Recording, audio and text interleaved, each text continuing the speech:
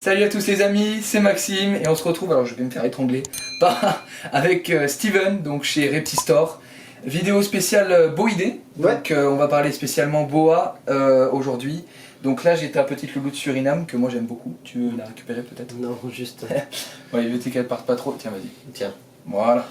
Donc petite Boa du Suriname, qui a quel âge maintenant, dis-nous? 3 ans. 3 ans, voilà, donc une taille qui est quand même assez sympa, vous pouvez voir, elle est quand même... Quelle taille, quel poids elle fait maintenant, elle? Oh, le poids je sais pas, mais elle fait un bon 1,50 m. Moi je suis déjà... Il faut savoir qu'on verra 3 espèces de boa Voilà. aujourd'hui. 3 espèces, donc vas-y, bah, dis-nous. Boa constrictor, donc 6 joints, boa imperator et le boa vipère. Ah oui, et je précise aussi, on a les mêmes t-shirts, mais c'est pas parce qu'on est des gros cadeaux, c'est juste parce qu'on tourne les 3 vidéos d'affilée. Voilà, on sait s'amuser, on fait des après-midi vidéos. On va vous faire des jolis plans de celle-là, et puis après on va passer sur les autres. Donc là on est sur du boa constrictor de localité Suriname. Donc c'est un boa qui est assez joli, assez prisé en terrario française. C'est un animal qui est F1, donc issu de parents sauvages. Vas-y, montre peut-être comment on fait pour manipuler, parce que bah voilà, ils sont tous... Alors, moi, je fais pas bien. simplement, toujours en les supportant assez, donc faut pas que leur poids soit dans le vide non plus, même si c'est des animaux qui sont quand même assez à l'aise. Voilà, donc moi je supporte avec mes avant-bras. Ouais, c'est ça que je fais, moi pas assez, je fais qu'avec les mains. Et puis après on les guide avec la main. C'est vraiment une belle tête. Hein. Exactement. On les oblige pas, mais on les guide, on leur fait croire qu'ils veulent aller dans telle direction. Croire que nous sommes des branches. Voilà, donc c'est un animal assez magnifique avec des ocelles particulièrement bien dessinés. En fait, c'est que tu le tiens à bout de bras, c'est ça le problème. Là, voilà. Là, c'est mieux déjà. C'est ta deuxième expérience avec des boïdés? Très fan. Attends, viens là. Très fan. Vraiment, Boa Suriname, c'est... Voilà, c'est... Tombé amoureux dès que tu me l'as montré, celle-là. Ah, c'est pas ta gute, hein? Ah non, c'est pas... C'est plus sportif. Mais franchement, ouais, c'est pas pareil. Ouais, là, on est sur un animal qui fait 4-5 kilos à peu près. Ouais. On peut faire sa muscu avec. Bon, allez, on va la ranger, on passe sur une autre? Allez. C'est parti. Donc un petit peu plus petit parce que plus jeune, c'est ça, et puis pas la même espèce il me semble non plus. Alors là on est sur du boa imperator, un mâle. On vous le montre vite fait parce qu'il est en mue comme vous pouvez voir, et avec ses couleurs assez arc-en-ciel un petit peu à la lumière. Là on est sur une mutation motelée, donc motelé assez foncé. Vraiment très beau, j'aime beaucoup. Mais lui c'est un petit con. Hein. Ouais, lui il est tendu. Un petit con, il est tendu on va dire. Voilà. En plus là il est en mue donc... Ça facilite pas les choses. Voilà, on l'embête un petit peu pour la vidéo, mais voilà. Ah, je vois là, je sais pas si on arrivera à voir la caméra, le bout de la queue est très irisé. Ouais, très irisé de par sa couleur. Donc voilà, alors Steven, on est sur quoi là? On est toujours sur du boa imperator. Très fan. Mutant, donc c'est une mutation, ouais, voilà. Sur du Sunglow Jungle de la souche Cole. Donc Sunglow, c'est un combo entre le hippo et l'albinisme. On va rajouter à ça un gène qui est codominant, donc le jungle. Voilà, donc c'est une jeune femelle aussi. Assez sympathique, très sympathique. Qui a maintenant 3 ou 4 ans, je sais plus de tête. Donc là vous venez de voir 2 boa imperator mutants, on vous montrera juste après de l'imperator. Dit colombien, c'est ça hein? Type colombien, voilà. Type colombien classique, colombien, voilà. Parce qu'on n'est pas... Tu me disais dans une de tes vidéos, je vous mettrai le lien en bio de la vidéo de Steven où il parle de la différence, ouais, des grosses caractéristiques des constrictors et des imperators. Et donc tu nous expliquais effectivement que le colombien, il fallait pas dire du colombien parce qu'on n'était pas sûr en fait. Le mieux c'est de dire type. C'est très rare en terrario en fait. Voilà, type colombien. Le colombien 100% c'est très rare. Parce que le vrai colombien ne ressemble pas au colombien qu'on voit passer sur Facebook. C'est pour ça que c'est mieux de dire type colombien. Comme ça on est sûr de pas... Voilà. Dites-nous dans les commentaires aussi, si vous êtes encore là, lequel vous préférez.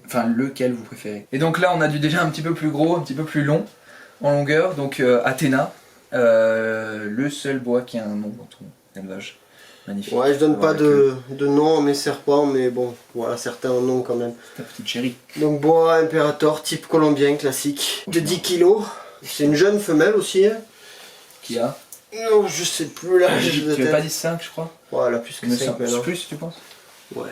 Et qui est même elle irisée, même là à la lumière on voit qu'elle est irisée. Ah c'est assez joli, bon c'est beaucoup plus sportif. Hein. Parce que, il a sorti le cérum, il a fait son sport pour la journée. C'est ça, c'est musclé, c'est lourd, ça bouge pas trop mais faut assez soutenir le poids quoi. Super animal. Et la forme sauvage quoi. Alors, j'allais dire peut-être une bêtise, comme on pourrait retrouver dans la nature. C'est ça, exactement, voilà. comme on le retrouve dans la nature. Et là, on voit déjà vraiment qu'elle est un peu plus grande que les autres parce qu'elle a vraiment la tête qui est bien plus large. Oui, oui, oui. Bien plus. Après, voilà, c'est des animaux que je fais grandir tranquillement. Voilà. Ça mange de grosses proies, mais pas souvent, quoi. Ça, donc, t'es en train de me dire que ça mangerait. Qu'est-ce qu'il fait? C'est elle qui se frotte. T'es en train de me dire que ça pourrait manger du porcelet? Non. Alors elle mange actuellement du lapin ou du petit porcelet ou du rat, ça dépend en fait ce que j'ai, histoire de varier aussi. Alors attention, je sais que le mot lapin et porcelet, ça peut paraître énorme pour certains, mais il existe des petits porcelets, des petits lapins. Et si tu donnes pas toutes les semaines... Ah non, ça c'est un animal qui va manger tous les 1 mois et demi, 2 mois. Donc déjà c'est pas la même. Et voilà. C'est pas spaghetti qui mange une fois par semaine. C'est ça. Métabolisme beaucoup plus lent qu'une couleuvre, et c'est un animal qui a mangé, que j'ai nourri régulièrement jusqu'à ses 3 ans, et puis après on est passé sur un rythme moins régulier, plus espacé, avec de grosses proies. Ce qui ne la dérange absolument pas. Hein. Exactement. Voir, elle est vraiment en forme, et c'est un bois qui est carré, comme vous pouvez le voir, qui n'est pas rond, musclé, actif, donc loin d'être obèse. Ça il faut faire vraiment attention en captivité, quoi. Et voilà, quoi.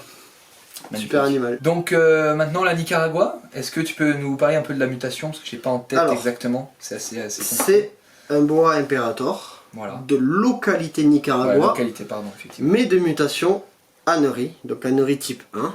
Donc ça ne supprime pas totalement tous les rouges, ça les diminue. Le type 2 lui va le supprimer. Donc là on est sur un boa qui va avoir 2 ans cet été, mais on est sur une localité naine. Donc c'est un boa qui fera entre 1m20 et 1m50 adulte. À taille adulte, voilà, donc c'est une souche naine. Franchement pas négligeable quand on veut prendre du bois. Exact. C'est pas le gros comme on a vu avant, le gros Athéna qui, même s'il est très cool, ça. Peut faire peur, peut surprendre. Ben là vous voyez on est sur un animal qui va avoir 2 ans, alors que ça c'est la taille d'un bébé. Enfin un boa imperator basique de type colombien est beaucoup plus gros que ça à 2 ans, quoi. Donc c'est un animal que j'apprécie énormément. Très très belle. Ouais, très très Pour bien. un projet en commun, c'est ça, avec des amis à toi? Alors le Nicaragua, voilà, je travaille avec 2 autres amis à moi. D'ailleurs, allez voir sur sa chaîne, si c'est pas déjà fait. Merci. Je vous mettrai tous les liens, il a fait un unboxing avec toutes celles du projet, enfin tous ceux du projet. On a fait rentrer 4 Nicaragua d'un coup, ouais. Donc moi le boa, c'est un truc que je vais travailler énormément par la suite à l'établissement, quoi. L'établissement d'élevage Reptistor. Tout à fait. Et voilà. C'est pour ça il faut aller le suivre sur Instagram et YouTube, les gars. Ça promet du très très lourd. Pour ceux qui y sont pas, parce que je sais qu'il y en a déjà beaucoup qui y sont. Mais... Après il va y avoir plein d'autres choses qu'on va proposer. Il y a du très très lourd. On va passer sur une autre espèce de boa que vous n'avez sûrement pas l'habitude de voir. Tout aussi joli. Et voilà, donc on est avec...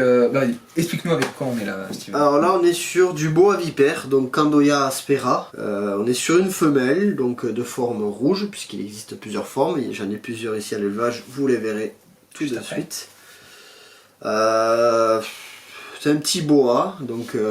Là c'est adulte, hein. Ah oui, là c'est adulte, ça c'est un spécimen sauvage avec lequel j'ai débuté ma souche, puisque c'est une espèce que je reproduis en captivité, qui est très très très rare en France encore, même en Europe.